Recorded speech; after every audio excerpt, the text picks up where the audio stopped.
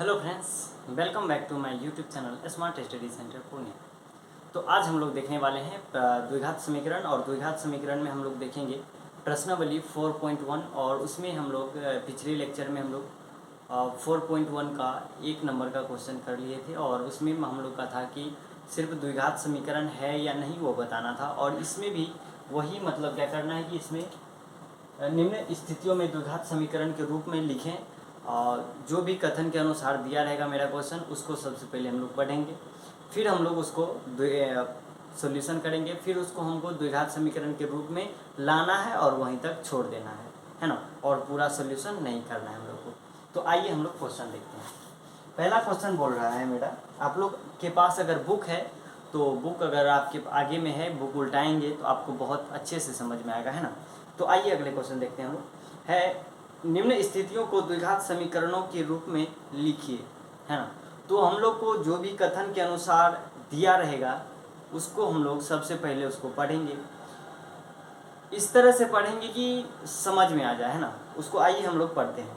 बोल रहा है एक आयताकार भूखंड का क्षेत्रफल 528 मीटर स्क्वायर है। कोई आयत है ना। आयताकार भूखंड है मतलब कि जमीन है, समझिए। आयताकार है वो, और क्षेत्र की लंबाई मीटरों में, है ना। क्षेत्र की लंबाई मीटरों में चौड़ाई के दोगुने से एक अधिक है। मतलब कि लंबाई जो है, लंबाई का यदि x है तो उसका चौड़ाई जो होगा 2x+1 बोल रहा है ना।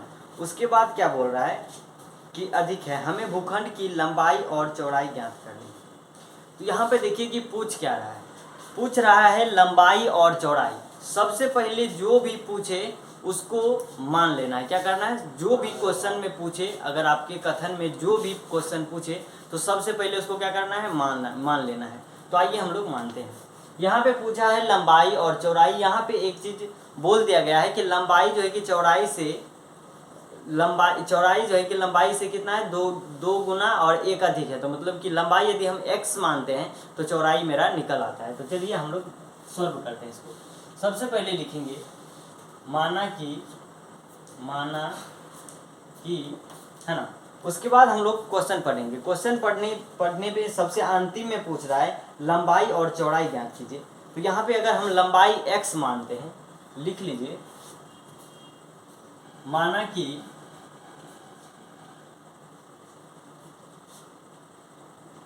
आयताकार भूखंड की लंबाई हम लोग कितना मानते हैं, x मीटर, है ना। कितना माने, x मीटर। और ये आपका आयताकार भूखंड है ना। ये आयताकार भूखंड है। यहाँ पे देखिए हम लोग क्या माने हैं, लंबाई इसका x माने। यहाँ तक अगर क्लियर है तो आइए अगला यानी कि क्वेश्चन आगे बढ़ते हैं। क्या बोल रहा है कि क्षेत्र की लंबाई चौड़ाई के दोगुने से एक अधिक है। क्षेत्र का जो लंबाई है ये चौड़ाई के दोगुने से, इसका x माने हैं तो इसका 2x, दोगुने से एक अधिक है तो मतलब +1, एक अधिक है, एक जोड़ देना है।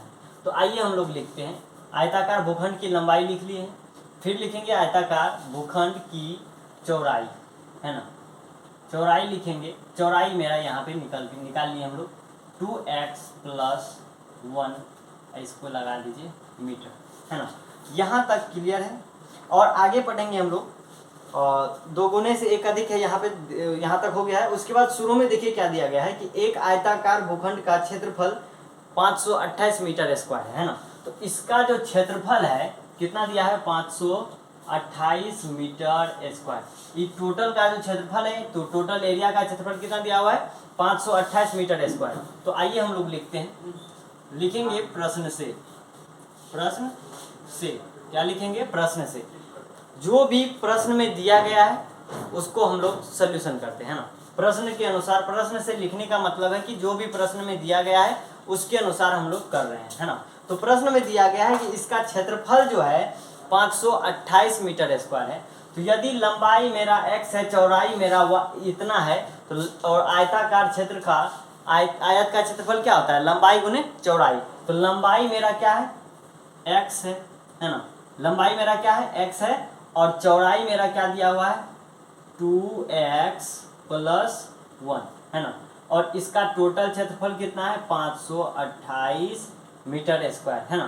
तो आइए इसको हम लोग सॉल्व करते हैं। सॉल्व नहीं करना है, सिर्फ द्विघात समीकरण के फॉर्म में लिखना है और वहां तक छोड़ देना है हम लोग को। यहाँ पे देखिए क्या है, x को जब 2x से गुना कीजिएगा तो क्या होगा 2x स्क्वायर, जब x को 1 से गुना कीजिएगा तो प्लस x, और यहाँ तक क्लियर हो गया। उसके बाद क्या है 528, यहाँ तक क्लियर है। आगे चलिए, यहाँ पे देखिए इतना है और इसको 528 को उठा के इधर लेके चले आइए, तो 2x square plus x minus 528 equal में क्या रह गया 0। क्या ये द्विघात समीकरण है? हाँ है। इसको पूछा जाए कि द्विघात समीकरण है, हाँ है। अगर पूछ दे कि क्यों है तो हम लोग लिखेंगे कि ax square plus bx plus c equal 0, ये समीकरण जो है, जो निकला है समीकरण, ये ax square plus bx plus c equal 0 के रूप का है, इसलिए ये द्विघात समीकरण है। यहाँ पे हम लोग को ये नहीं पूछा है कि द्विघात समीकरण है या नहीं, ये नहीं पूछा है। हम लोग को सिर्फ निकाल के दिखा देना है कि ये द्विघात समीकरण है। यहाँ पे क्या बोल रहा है कि निम्न स्थितियों को द्विघात समीकरण के रूप में लिखें। हम लोग द्विघात समीकरण के रूप में लिख दिए हैं। इसके आगे अगर आप कुछ नहीं भी करते हैं तो आपको ये 2 नंबर में को दो, अब जब भी अगर ये इस टाइप का क्वेश्चन पूछा जाएगा तो 2 नंबर में पूछा जाएगा या तो 1 नंबर में पूछा जाएगा, है ना। यदि 1 नंबर में पूछेगा तो थोड़ा आसान कर देगा और इसमें भारी अब कुछ है नहीं। अगर आप अच्छे से क्वेश्चन को पढ़ेंगे तो वहीं पे आप आंसर निकाल सकते हैं, है ना। तो आइए हम लोग अगले क्वेश्चन पे चलते हैं। तो आइए हम लोग दूसरे नंबर क्वेश्चन पे चलते हैं। दूसरा नंबर क्वेश्चन है, आइए पढ़ते हैं। बोल रहा है 2 क्रमागत धनात्मक पूर्णांकों का गुणनफल 306 है, तो पूर्णांकों को ज्ञात कीजिए। यानी कि 2 संख्या है, उसका गुणनफल कितना है 306 है ना। आइए हम लोग इसको देखते हैं क्या बोल रहा है। 2 क्रमागत धनात्मक पूर्णांकों का गुणनफल 306 है। क्रमागत मतलब लगातार। क्या होता है क्रमागत मतलब लगातार। जैसे यदि पहला क्रमागत संख्या अगर 2 लेते हैं तो अगला क्या होगा 2 में 1 जोड़िए 3। यदि 10 लेते हैं तो 10 में 1 जोड़िए 11, 10 11 हो जाएगा। 12 लेते हैं तो 12 13 हो जाएगा। अगर 15 लेते हैं तो 15 16 हो जाएगा। अगर 50 लेते हैं तो 50 51 हो जाएगा। तो आइए इसको हम लोग बनाते हैं। क्या है दूसरा नंबर क्वेश्चन है मेरा 2 का सेकेंड नंबर है ना। इसमें बोल रहा है 2 क्रमागत धनात्मक पूर्णांकों का गुणनफल 306 है, तो हमें पूर्णांक ज्ञात कीजिए। तो इसको सबसे पहले लिखेंगे, माना कि क्या लिखेंगे, माना कि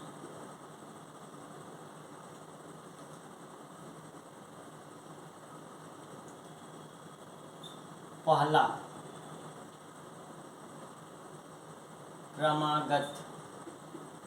क्रमागत संख्या क्या है x है।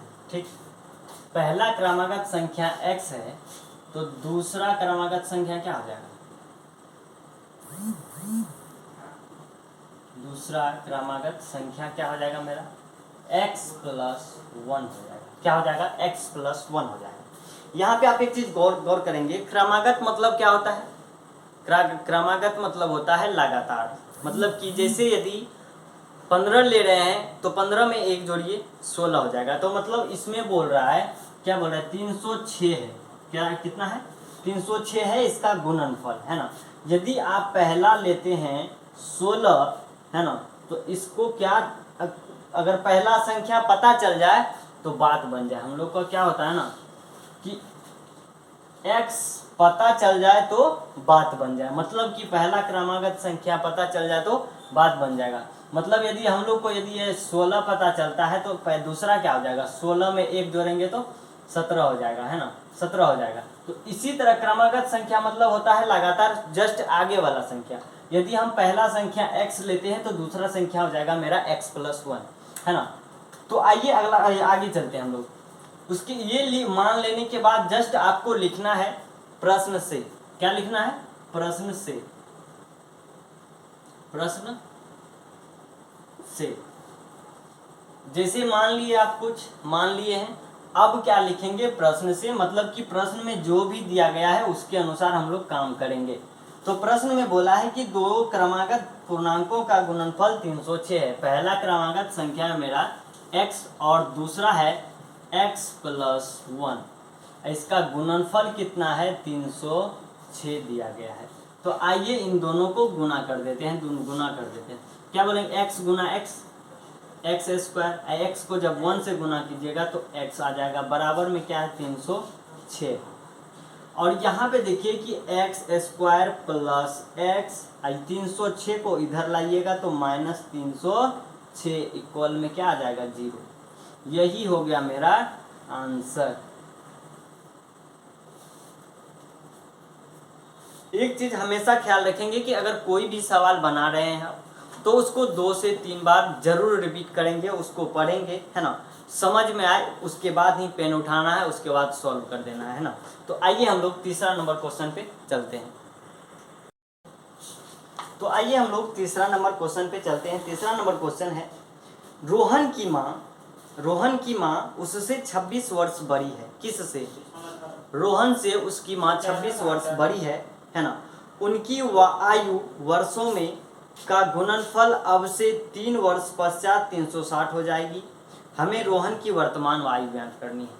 तो यहाँ पे देखिए पूछा क्या गया है, यहाँ पे पूछा गया है कि रोहन का वर्तमान आयु ज्ञात कीजिए। जो यदि हम रोहन है तो मेरा वर्तमान आयु जो अभी चल रहा है, वर्तमान मतलब तुरंत जो अभी चल रहा है उसका वर्तमान आयु ज्ञात करना है। तो आइए हम लोग ज्ञात करते हैं। यहाँ पे देखिए पहले में क्वेश्चन में पूछा गया है कि रोहन की वर्तमान आयु ज्ञात कीजिए।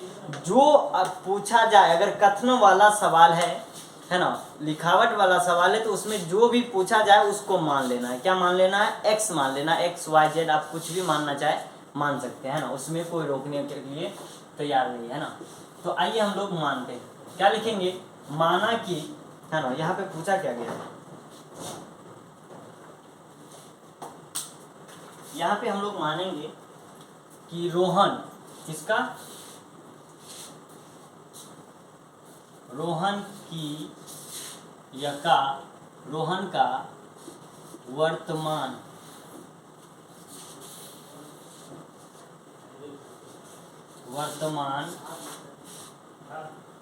आयु बराबर x वर्ष। क्या लिखेंगे? रोहन का वर्तमान आयु x वर्ष। तो यहाँ पे देखिए क्या बोल रहा है, यदि रोहन का आयु x वर्ष है तो वर्तमान आयु x वर्ष है, तो उसका मम्मी का क्या होगा, उसका माँ का। तो रोहन के माँ का रोहन के, यहाँ पे लिख दीजिए,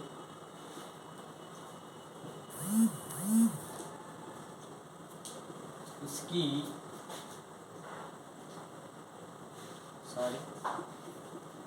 माँ की वर्तमान आयु, है ना। तो यदि रोहन x वर्ष का है तो उसकी माँ कितना वर्ष का है? 26 वर्ष बड़ी है। तो मतलब क्या हो जाएगा? x प्लस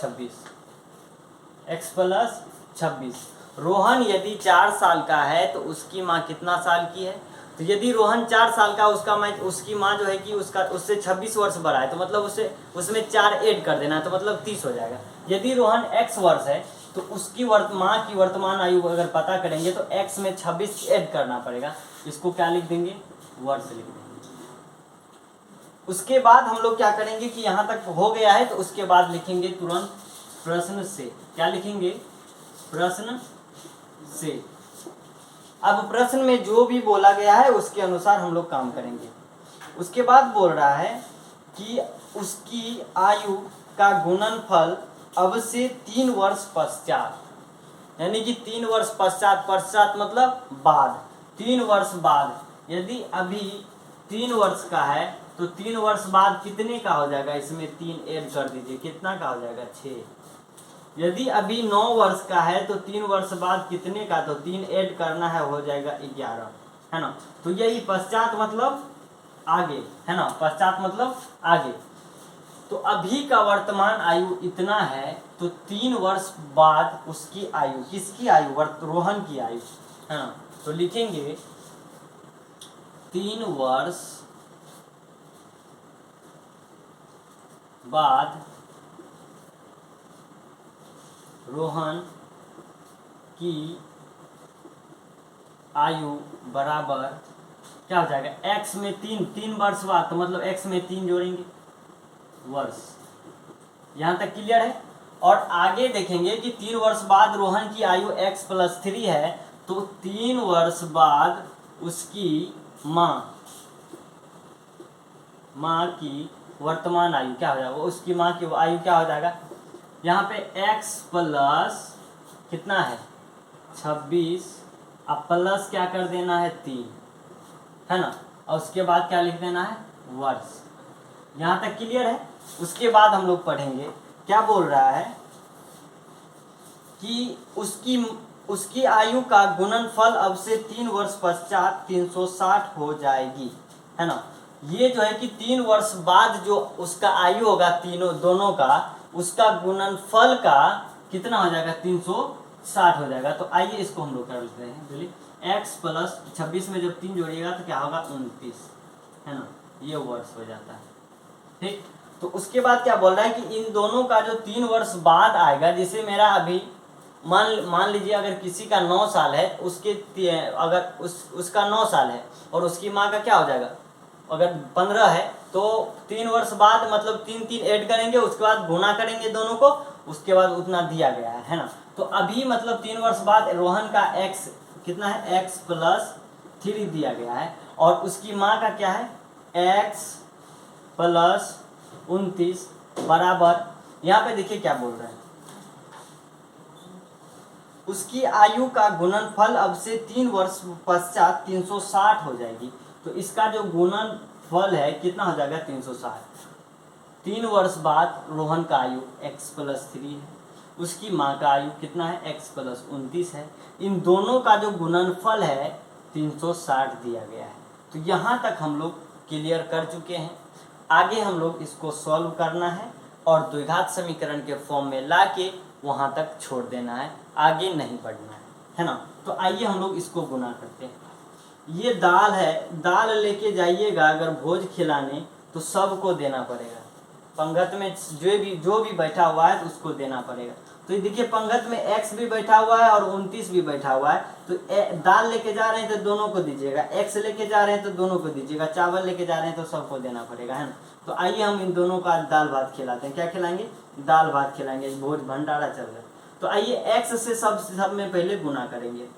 x में x से गुना कीजिएगा तो x² हो जाएगा, x में 29 से गुना कीजिएगा, इससे पहले x से करना है और सेकेंड टाइम 29 से करना है, तो +29x हो जाएगा। यहाँ तक क्लियर है। उसके बाद इसको भूल जाना है, क्या करना है, इसको मिटा देना है। अब x का क्रिया हो गया, मतलब कि हम लोग भात चला दिए हैं, अब दाल चलाने जा रहे हैं, मतलब कि 3, तो 3 को सबसे शुरू में बैठा हुआ x, तो x को ही लेंगे ना। तो 3 को जब x में गुना कीजिएगा तो क्या हो जाएगा 3x। अब फिर सेकेंड टाइम क्या करना है 29 से गुना करना है, तो 9 27 के साथ हासिल 2 और 3 दूना 6 और 1 7 8 हो जाएगा, है ना। यहाँ देखिए 9 27 के साथ हासिल 2 और 3 दूना 6 2 8 87। अब बराबर में क्या हो जाएगा 360। यहाँ तक क्लियर है, समझ में आ रहा है तो वीडियो को छोड़ के नहीं जाना है, अंत तक देखना है ना, बहुत मजा आएगा। यहाँ पे देखिए x² है, इधर कहीं x² नहीं है तो इसको लिख लेते हैं, x² लिखिए। 29x है, यहाँ पे 3x है, प्लस में है दोनों, तो दोनों क्या हो जाएगा ऐड हो जाएगा, है ना। तो क्या हो जाएगा 9 और 3 12 के 2 हासिल 1 और 2 1 3, मतलब कि जब 29 में 3 जोड़िएगा तो 32 आ जाएगा। उसके बाद प्लस क्या है 87 और माइनस 360 = 0। आइए हम लोग 360 में क्या करेंगे, 360 में 87 को घटाते हैं। घटाने तो आप लोग को आता ही होगा, है ना। इसमें इसको जोड़ते हैं या इसमें इसको जोड़िए तो घटाना ही पड़ेगा, है ना। तो 10 में 7 घटाइएगा 3 आएगा, यहाँ पे 5, अब 15 में से 7 घटाइएगा तो क्या, 15 में से 8 घटाइएगा तो 8 7 15, यहाँ पे क्या बच गया 2, है ना। और यहाँ पे देखिए माइनस ऋणात्मक का संख्या, जो संख्या बड़ा होता है उसमें जिसमें संख्या मतलब जो चिन्ह जो संख्या बड़ा होता है तो उसमें अगर जो चिन्ह लगा होता है उसी को लगाना है। तो यहाँ पे देखिए माइनस का चिन्ह बड़ा संख्या में लगा हुआ है तो यहाँ पे माइनस लगा देंगे, है ना। तो आइए हम लोग इसको आगे बढ़ाते हैं, लिखेंगे x square plus 32x plus minus 273 equal 0। यही हो जाएगा मेरा आंसर, है ना। तो आइए चौथा नंबर क्वेश्चन पे हम लोग चलते हैं।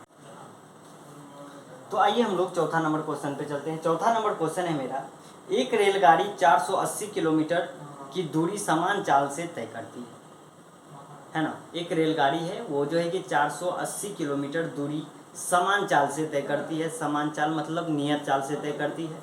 यदि इसकी चाल 8 किलोमीटर प्रति घंटा कम होती, इसकी चाल 8 किलोमीटर प्रति घंटा कम होती तो वह उसी दूरी को तय करने में 3 घंटे अधिक लेती। हमें रेलगाड़ी की चाल ज्ञात करें। क्या पूछ रहा है? रेलगाड़ी की चाल। क्या पूछ रहा है? चाल चाल चाल।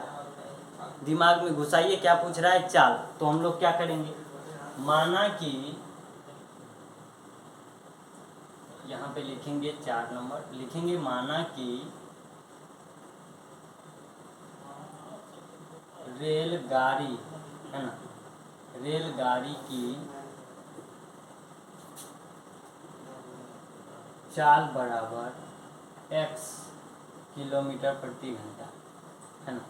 चाल इसका क्या है? x किलोमीटर प्रति घंटा। इसकी दूरी जो है कि 4 किलोमीटर, एक 480 किलोमीटर समान चाल से तय करती है ना। तो दूरी दिया गया है मेरा, क्या है?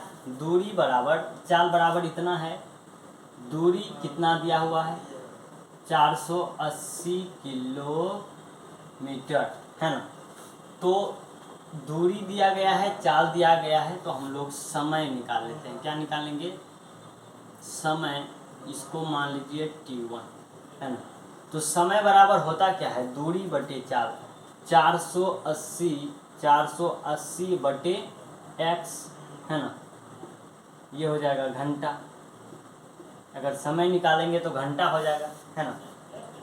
उसके बाद क्या बोल रहा है? इसकी चाल 8 किलोमीटर कम होती। क्या बोल रहा है? इसकी चाल 8 किलोमीटर कम होती। चाल अभी क्या है? वर्तमान में x है। समान चाल से मतलब कि नियत चाल है इसका x किलोमीटर प्रति घंटा। अगर कितनों दूरी जाना है तो x के ही रफ्तार में चलेगा। अगर 2 किलोमीटर प्रति घंटा के रफ्तार से चल रहा है तो 2 किलोमीटर प्रति घंटा के ही रफ्तार से जाएगा। तो अभी चल क्या रहा है? x किलोमीटर प्रति घंटा के रफ्तार से। तो यहाँ पे लिखेंगे, क्या लिखेंगे? ये हो गया। उसके बाद फिर लिखेंगे कि चाल, है ना, चाल बराबर क्या बोल रहा है कि 8 किलोमीटर घट जाता है। तो अभी x है तो कितना घट रहा है? 8। ये हो गया। चाल क्या हो जाएगा? 8 किलोमीटर प्रति घंटा। अब कितना में चल रहा है? पहले चल रहा था x में, अब कितना में चल रहा है? x माइनस 8 किलोमीटर प्रति घंटा के रफ्तार से चल रहा है। मतलब कि 8 किलोमीटर प्रति घंटा घट चुका है। उसके बाद क्या बोल रहा है? तो वह उसी दूरी को तय करने में 3 घंटे अधिक लेती। क्या बोल रहा है? 3 घंटे अधिक लेती। 3 घंटे, घंटा घंटा इससे अधिक होता तो समय बराबर लिखेंगे, समय यानी कि t1, t2 आप निकाल लीजिए, है ना। t2 बराबर क्या हो जाए? इससे अधिक बोल रहा है ना। तो 480 अभी चल रहा है, इतना चल रहा है, तो अधिक बोल रहा है तो +3 कर देंगे। क्या बोल रहा है? घंटा, है ना। तो आइए उसके बाद क्या बोल रहा है? उसके बाद यहाँ तक, उसके बाद क्या बोल रहा है? रेलगाड़ी की चाल ज्ञात कीजिए। तो यहाँ पे देखिए हम लोग का इतना इतना निकल गया है ना। तो अगर ये आप चाहे तो इसको सॉल्व भी कर सकते हैं, नहीं भी कर सकते हैं। तो आइए हम लोग क्या करेंगे? तो हम लोग को दूरी बराबर होता क्या है? दूरी बराबर होता है समय गुना चाल। क्या होता है? दूरी बराबर